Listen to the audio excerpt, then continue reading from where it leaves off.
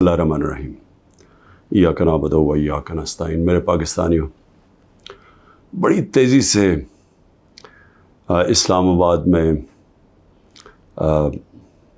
عدالت میں میرا توشہ خانہ کا کیس چل رہا ہے۔ ہمایوں دلاور صاحب پریزائڈ کر رہے ہیں اس میں، اور ہم نے کوشش بڑی کی ہے کہ چیف جسٹس اسلام آباد ہائی کورٹ، اور ہم بڑی دیر سے کوشش کر رہے ہیں کہ وہ ہمارا کیس ٹرانسفر کریں یہاں ہمایوں دلاور سے، کیونکہ یہ حق ہوتا ہے ایک جو ہر شخص کا، اس کا ہمیں آئین، ہمارا قانون حق دیتا ہے کہ اگر ہمیں ایک اعتماد ایک جج پہ نہیں ہوتا تو ہمارا حق ہوتا ہے کہ ہم اپلائی کریں کہ ہمارا کیس ٹرانسفر کر دیں۔ اور یہ ہم نے تب سے کیا تھا، یہ میں نے کل بھی بات کی، میں پھر بھی آپ کو بتا دوں کہ جب مجھے غیر آئینی اور قانونی طور پہ اٹھایا گیا اسلام آباد ہائی کورٹ سے اور مجھے پولیس لائنز میں رکھا گیا، تو ادھر ایک دم پتہ چلا کہ ہمایوں دلاور صاحب نے عدالت لگا لی اور مجھے طلب کر لیا توشہ خانہ کیس پہ، نہ میرا وکیل، نہ مجھے پتہ ہے کسی چیز کا، اور اس کیس میں پھر فرد جرم لگا دیا۔ قانون تو یہ ہے کہ مجھے بتا کے لگانا چاہیے تھا، بتائے بغیر لگا دیا، تو ہمیں تب ہی سمجھ آ گئی کہ یہ ہمیں یہاں انصاف نہیں ملے گا۔ تو اس کے اگلے دن ہم نے تب سے اپلائی کیا اسلام آباد ہائی کورٹ میں ٹرانسفر کا۔ اب میں بات کر رہا ہوں 12 مئی کو، یہ تقریباً اب سمجھ لیں کہ 3 مہینے گزرنے لگے ہیں۔ تب سے اپلائی کیا ہوا ہے اور کوشش کرتے گئے کہ ہمارا کیس اس عدالت سے نکالا جائے۔ اس کے بعد بہرحال جو میں نے آپ کو بتایا کہ کیس ہوا، میں نے 35 سوال دیے گئے۔ محرم کی 3 چھٹیاں تھیں، بڑی مشکلوں سے ہم نے وہ اکاؤنٹنٹ کو ڈھونڈا۔ اصل میں یہ سارے سوال ٹیکس کے بنتے ہیں، یہ جو اس عدالت میں سوال ہیں یہ ہیں سارے ٹیکس کے، کیونکہ کہا جی آپ نے یہ ڈکلیئر نہیں کیا، آپ نے یہ بیچا، یہ ڈکلیئر نہیں کیا، تو میں نے وہ سارے 35 کے 35 سوالوں کا جواب دیا، اور ہر ایک کا جواب میں کھڑے ہو کے عدالت میں ایک ایک کا جواب دیا۔ تو وہ جو ایک جگہ، اور انہوں نے سرکاری 2 گواہ پیش کیے، اب سرکاری گواہ کیا انہوں نے گواہی دینی تھی، تو ہم نے کہا کیونکہ وہ جو جواب ہیں اس کے لیے میرے اکاؤنٹنٹ کی ضرورت ہے، کیونکہ ایک 40 سال سے میرے اکاؤنٹنٹ وہی فرم ہے، میرے پاس جو پیسے آتے ہیں، جو میرے خرچے ہوتے ہیں وہ میں ان کو بتا دیتا ہوں، وہ پھر ٹیکس فارمز بھر دیتے ہیں، وہی الیکشن کمیشن کی فارمز بھرتے ہیں، وہی ویلتھ ٹیکس جو ہوتا ہے وہ بھرتے ہیں، تو ان کے پاس سارا ریکارڈ ہوتا ہے۔ تو اب میں تو نہیں جواب دے سکتا کئی چیزوں کے، تو میں نے گواہ کے اندر اپنے اکاؤنٹنٹ کو کہا کہ وہ بیٹھے، اور وہ جو خاص طور پہ ایک جگہ پہ بات پھنسی ہوئی ہے کہ جی پیسے تو آپ شو کر رہے ہیں، لیکن پیسے کے اوپر آپ نے یہ نہیں لکھا کہ یہ توشہ خانہ کا پیسہ تھا، اماؤنٹ پورا ہے لیکن توشہ خانہ وہ نہیں لکھا۔ تو یہ اکاؤنٹنٹ نے بتانا تھا کہ وہ فارم اس نے جیسی بھی بھری، کیونکہ فارم تو وہ بھرتا ہے۔ بہرحال 1 گھنٹے کا ٹائم دیا گیا اور کہا کہ 1 گھنٹے میں اب یہ نہیں پہنچے گا تو چلو۔ اب اکاؤنٹنٹ 1 گھنٹے میں کیسے پہنچ سکتا ہے؟ یہ کوئی ملٹری ٹرائل تو نہیں ہو رہا۔ اس کو وٹنس ختم کر دی، اور بھی ہم نے بلائے ہوئے تھے وٹنسز جنہوں نے گواہی دینی تھی انہی چیزوں کو، اور جو میرا حق ہے۔ اب ایک فیئر ٹرائل ہوتا ہے کہ آپ کو موقع ملے کہ مجھے ایکیوز کریں، مجھے موقع تو دیں کہ میں اپنی صفائی پیش کر سکوں۔ نہیں موقع دیا گیا، اور بڑی جلدی سب کچھ تیزی سے کیا جا رہا ہے۔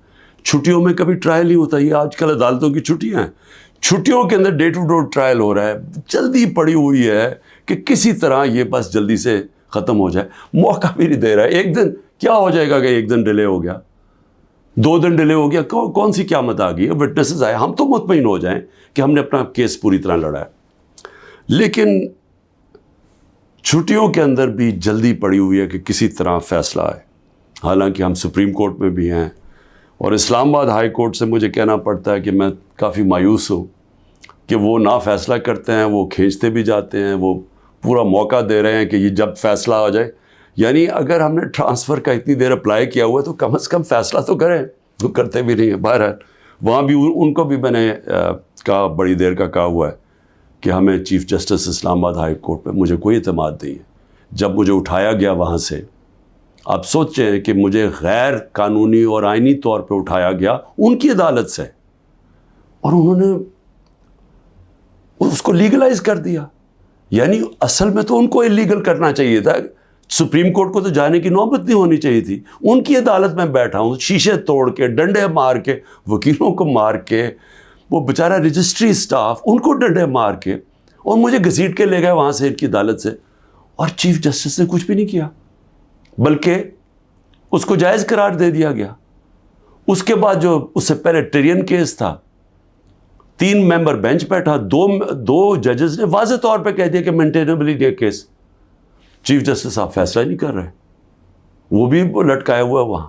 اور ہمیں اعظم سواتی کو بہت اعتراضات تھے. انہوں نے لیٹر لکھا کہ مجھے اعتماد نہیں ہے آپ کے اوپر. تو نہ وہ اپنے آپ کو ریکیوز کرتے ہیں، نہ ادھر نیچے سے ریکیوز کر رہے ہیں. اور پھر ہمیں بڑا ایک سیریس چیز ہے یہ جو فیس بک پہ دیکھیں، فیس بک 90 دن تک فیس بک کا ریکارڈ ان کے پاس پڑا ہوتا ہے. اگر FIA یا جج صاحب ایک صرف آپ کو ای میل کر دیا فیس بک کو کہ یہ کیس ہو رہا ہے، آپ مہربانی کر کے بتا دیں کہ 90 دن تک ان کی جو بھی فیس بک میں پوسٹ تھی وہ کون سی تھی. کیونکہ 90 دن تک جو لوگوں نے دیکھا ہے اور پوسٹ بھی کیا ہے کہ اس کے جو ہمایوں دلاور کی پوسٹ تھی، اس پہ انہوں نے جو ان کا میرے متعلق پوسٹ کی ہوئی ہیں، وہ تو اگر کوئی بھی دیکھ لے تو مجھے تو ان سے انصاف نہیں مل سکتا. لیکن وہ FIA کے پاس گئے اور FIA نے جناب کہا جی وہ کیونکہ ڈیلیٹ ہو گئی ہیں، وہ FIA نے کلین چٹ دے دی. میچ فکس ہوا ہے. ابھی بھی اگر آپ کسی کو انصاف کی فکر ہے چیف جسٹس اسلام آباد ہائی کورٹ کی یا FIA کو، تو بڑا سیدھا ہے کہ ایک ای میل کریں اور فیس بک کو کہیں کہ ہمیں 90 دن کا دے. اس میں پتہ چل جائے گا کہ کیا دلاور صاحب مجھے انصاف دے سکتے ہیں یا نہیں دے سکتے. میں اس کے بعد دوسری بھی بات کرنا چاہتا ہوں، کیونکہ یہ تو اب دیکھتے ہیں، یہ بڑی تیز سپیڈ سے چل رہا ہے. اب دیکھتے ہیں آگے کیا ہوتا ہے. لیکن ابھی تک تو کوئی امید نہیں نظر آ رہی کہ جو فیئر ٹرائل ہوتی ہے وہ مجھے ملے گی، جو میرا رائٹ ہے.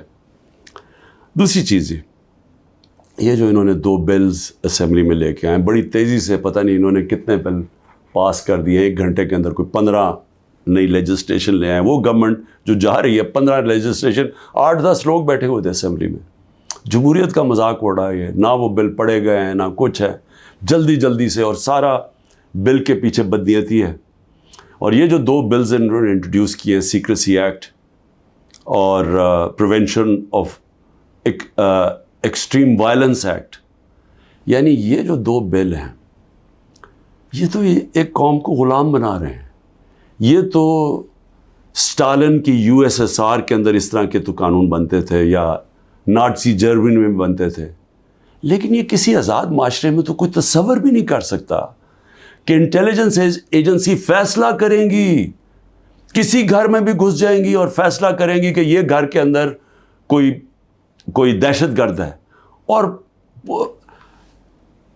وارنٹ ایک جو ہوتا ہے، گھر میں گھسنے سے پہلے آپ کو سرچ وارنٹ لینا پڑتا ہے. اس کے بغیر آپ گھس جائیں گے گھروں میں، کسی کے گھر میں بھی گھس جائیں گے اور کچھ بھی کریں گے، اور کسی کو ان کو روکنا نہیں چاہیے. تو یہ تو ایک ملک میں بالکل ہی غلاموں کو کنٹرول کرنے کے لیے ہو رہا ہے. پھر سیکریسی ہے، ایک اور ایکٹ لے آئے ہیں کہ آپ کسی بھی اگر کوئی انٹیلیجنس ایجنسیز کا کوئی آدمی ہے، اس کا آپ نام بھی نہیں لے سکتے. اگر آپ نے نام لے لیا تو وہ آپ کوئی اسٹیٹ سے غداری کر دیں گے. سیڈیشن ہے وہ. تو یہ تو اس طرف جا رہا ہے کہ جنرل مشرف کے مارشل لاء میں بھی اس طرح کی حالات نہیں تھے. یہ تو بالکل ایک وہ معاشرہ، اور مجھے لگ رہا ہے کہ تیاری کر رہے ہیں کہ انہوں نے تو الیکشن کا کوئی نیت ہی نہیں نظر آ رہی. تو اگر الیکشن نہیں کروانے تو اس کے بعد تو پھر لوگوں کو کنٹرول ہی کرنا پڑے گا. تو انہی حربوں سے کنٹرول کرنا پڑے گا. اور مجھے جو خوف آ رہا ہے، میں آخر میں صرف یہ بات کرنا چاہتا ہوں کہ اس وقت جو پختونخوا ہے اس کی ہمیں فکر کرنی چاہیے، کیونکہ ان کی کوئی اپنی الیکٹڈ گورنمنٹ نہیں ہے اس وقت.